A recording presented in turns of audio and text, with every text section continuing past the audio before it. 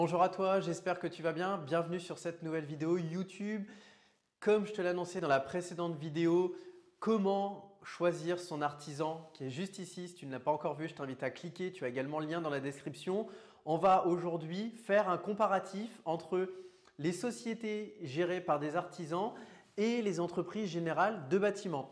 Cette vidéo va donc te permettre de prendre un maximum de recul et de savoir si pour la réalisation de tes travaux, il vaut mieux passer par l'un ou par l'autre. Le but de cette vidéo n'est pas de te dire qui est le meilleur, puisqu'aujourd'hui j'estime que les deux ont leur importance et chacun a son propre rôle, mais c'est justement de te donner en fait toutes les cartes, de savoir voilà, je me retrouve dans cette situation-là, ok, lui c'est mieux. Je suis dans cette situation-là, ok, ça c'est mieux. Je veux ça comme résultat, ok. Je veux ceci, ok. Je te souhaite un très bon visionnage et si ça t'a plu, comme d'habitude, un like, un commentaire et si ce n'est pas encore fait, je t'invite à t'abonner.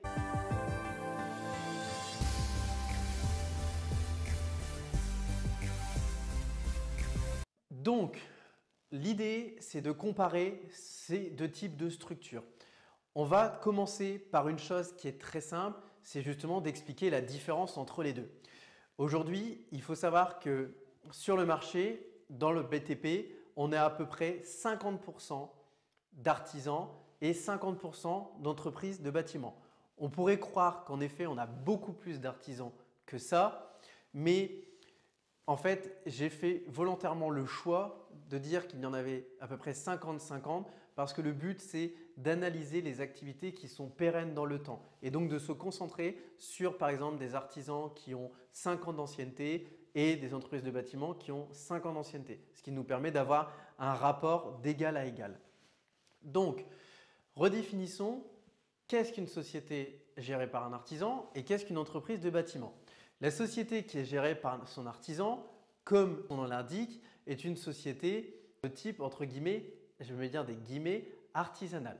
C'est-à-dire que cette fois-ci, on est plus dans un système comme un indépendant qui va vendre son savoir-faire, qui va vendre ses connaissances et qui va s'entourer de salariés, en général maximum 3 personnes, pour offrir une prestation à ses clients pour apporter de la valeur sur le marché. De l'autre côté, on a les entreprises du bâtiment qui soit sont des entreprises dites générales qui s'occupent de toutes les rénovations, soit des entreprises spécialisées sur un certain corps de métier. Cette fois-ci, à la différence de l'artisan, on est sur des structures où on a un chef d'entreprise qui va venir coordonner des salariés du bâtiment pour qu'ils réalisent les travaux à bien pour leurs clients. Au niveau des différences, elles sont très simples. Dans un premier temps, au niveau de la masse salariale, on est en général, comme je le disais, sur des entreprises où on a 2 voire 3 salariés, alors qu'au niveau des entreprises de bâtiment, on est sur des sociétés où cette fois-ci, on parle en dizaines de salariés, voire même pour certaines en centaines de salariés. Ce qui veut dire qu'on arrive dans une situation où ici, ayant moins de personnes pouvant être en même temps sur le chantier sera réalisé en plus de temps. Ça, c'est un point qui est logique et aujourd'hui, je t'invite réellement, si tu es sur des chantiers d'investissement locatif, à raisonner en temps parce que plus vite tes rénovations sont faites, plus vite tu peux relouer, plus vite tu encaisses de l'argent. Et donc en fait, au final, tu peux te rendre compte que l'argent que tu aurais économisé en passant peut-être par une structure avec un artisan, tu te retrouves dans une phase où finalement, tu l'as récupéré sur tes loyers et au-delà de l'avoir récupéré sur tes loyers, tu es dans cette situation où tu as mis un locataire en place plus rapidement ou si ton locataire était déjà en place, tu l'as dérangé moins rapidement. Attention, je ne dis pas de choisir absolument l'entreprise générale de bâtiment parce qu'aujourd'hui, un artisan peut, pour certains travaux, réaliser le travail sur la même durée. Donc là-dessus, vraiment quelque chose à comparer et analyser.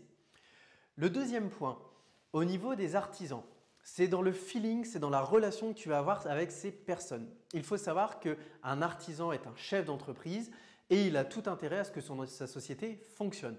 Donc aujourd'hui, un artisan a tout intérêt à avoir de bonnes relations avec toi et il sera donc beaucoup plus facile pour toi d'échanger avec cette personne sur le chantier, de lui expliquer ce que tu veux et aussi de faire évoluer tes souhaits si c'est le cas. Par exemple, il sera beaucoup plus simple si tu es en train de rénover une cuisine et que tu te rends compte finalement que bah tiens, je ne vais pas mettre de la peinture, je vais mettre du carrelage autour. Et ben, ça sera beaucoup plus facile de l'expliquer à l'artisan qu'au niveau de l'entreprise générale de bâtiment où là, le devis il est validé, le devis il est comme ça, c'est compliqué de faire machine arrière. Donc là-dessus, quand tu feras ta décision, il est important pour toi de savoir si ton choix est définitif et tu ne reviendras plus en arrière ou si justement tu veux te garder une marge de flexibilité. Même si, attention, il ne faut pas être ce client chiant qui toutes les semaines va changer d'avis. À un moment, il faut être focus sur ce que tu recherches, mais tu peux savoir qu'il te reste cette marge de négociation, de modification. Le troisième point, et du coup justement on en vient, c'est ton rapport avec les salariés. Aujourd'hui, ce sont les salariés qui exécutent le travail. Donc toi, si tu es dans un système où tu veux suivre ton chantier, tu vas sur le chantier, l'artisan il est présent. Donc c'est facile d'échanger avec l'artisan et d'échanger avec ses salariés. Par contre, quand tu passes par une entreprise générale de bâtiment, tu te retrouves dans un système où là, les salariés sont là et les salariés suivent des indications qui ont été données par le chef d'entreprise ou voire même par la société en elle-même si c'est un grand groupe qui est organisé, qui est hiérarchisé. Donc ça veut dire que tu peux être sûr que si tu veux avoir une relation où je veux suivre mon chantier, où je veux être prêt et où je veux comprendre les choses, je veux qu'on m'explique ce qu'on est en train de faire, l'artisan c'est la meilleure option.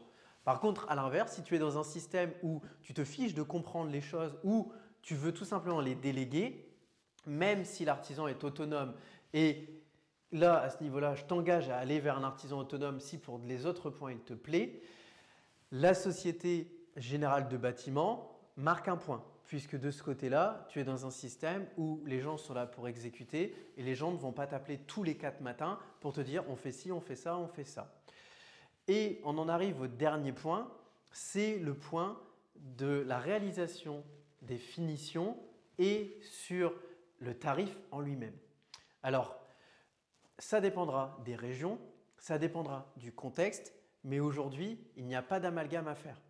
Un artisan peut être plus cher qu'une société de bâtiment et une société de bâtiment peut être plus cher qu'un artisan. C'est vraiment quelque chose à comparer et aujourd'hui, je t'invite vraiment à te référer aux points évoqués précédemment pour savoir ce que tu veux choisir. Par contre, il y a un point sur lequel, là-dessus, c'est très clair, c'est le point des finitions. En effet, une entreprise de bâtiment dit général sera basée sur des rénovations qu'on appelle dites standards. C'est-à-dire que ce qu'elle va te vendre, c'est standardisé et donc c'est adapté à ce que la majorité des gens demandent. Sauf si tu es passé sur une entreprise de bâtiment spécialisée qui par exemple est spécialisée sur que de la cuisine, que de la salle de bain, que du ceci, que du cela. Ou là-dessus, eh ben, on a aussi un petit peu ce système où là, comme l'artisan, on va aller dans le détail. Donc ça, c'est vraiment avoir un point en tête. De l'autre côté, au niveau de l'artisan, il faut bien comprendre que l'artisan sera beaucoup plus enclin et sera beaucoup plus ouvert à aller dans le détail et à être minutieux. Et ça, aujourd'hui, pour moi, l'artisan est parfaitement adapté pour quelqu'un qui veut faire rénover sa résidence principale avec goût et avec détail ou quelqu'un qui veut faire des investissements locatifs en allant vraiment chercher la touche de détail. Et nous, aujourd'hui, chez les investisseurs du Vivier, qui est la société que je gère, qui est une société de conseil en investissement locatif et d'accompagnement à l'investissement, quand on a des chantiers à réaliser par nos clients, eh ben en fait, on se retrouve avec les deux. Et c'est ça un peu pour moi la conclusion de cette vidéo, c'est qu'il n'y a pas meilleur, il n'y a pas d'artisans meilleurs que des entreprises générales de bâtiment, il n'y a pas d'entreprise générale de bâtiment meilleure que des artisans. Pour moi, il y a la structure qui correspond aux travaux que tu réalises et avec du recul, c'est ce raisonnement que tu dois avoir et c'est de te dire c'est OK. Est-ce que cette fois-ci, je vais réaliser quelque chose où je vais vraiment aller dans le détail ou est-ce que cette fois-ci, je vais réaliser quelque chose de plus général? Et à partir de là, tu pourras vraiment savoir qui tu veux retenir pour exécuter tes travaux. J'espère que cette vidéo t'a plu. On arrive à la fin. Si ce n'est pas encore le cas, je t'invite à t'abonner et à laisser un like. C'est la façon de me remercier et c'est aussi la façon de pouvoir suivre les aventures au quotidien parce qu'aujourd'hui, contrairement à d'autres personnes sur YouTube, j'ai décidé en fait de te donner avec transparence tout ce que j'ai appris sur l'immobilier, tout ce que je fais avec mes clients et même les raisonnements que je peux avoir des fois avec mes salariés. Pourquoi? Parce qu'aujourd'hui, j'estime que c'est bien de te former, c'est bien de te faire payer des formations, Mais à un moment, la seule chose qui va te récompenser, c'est le fait de t'entourer de personnes qui en savent plus que toi ou le fait de te constituer une équipe. Et en fait, moi aujourd'hui, c'est ça mon rôle. Mon rôle, c'est t'aider à te constituer cette équipe-là et je t'invite vraiment à te rapprocher de personnes qui en savent plus que toi et qui t'apporteront encore plus de connaissances plutôt que de toujours chercher la meilleure formation. Parce que la meilleure formation, c'est celle qu'on applique sur le terrain ou c'est celle que l'on vit au travers de personnes qui sont sur le terrain. Et donc, dans cette chaîne, tu peux être sûr de retrouver toujours des conseils gratuits et d'être accompagné si tu en as besoin. Je te dis à très bientôt et je te souhaite une très bonne fin de journée ou une très bonne soirée si tu regardes cette vidéo le soir. À très bientôt. Ciao.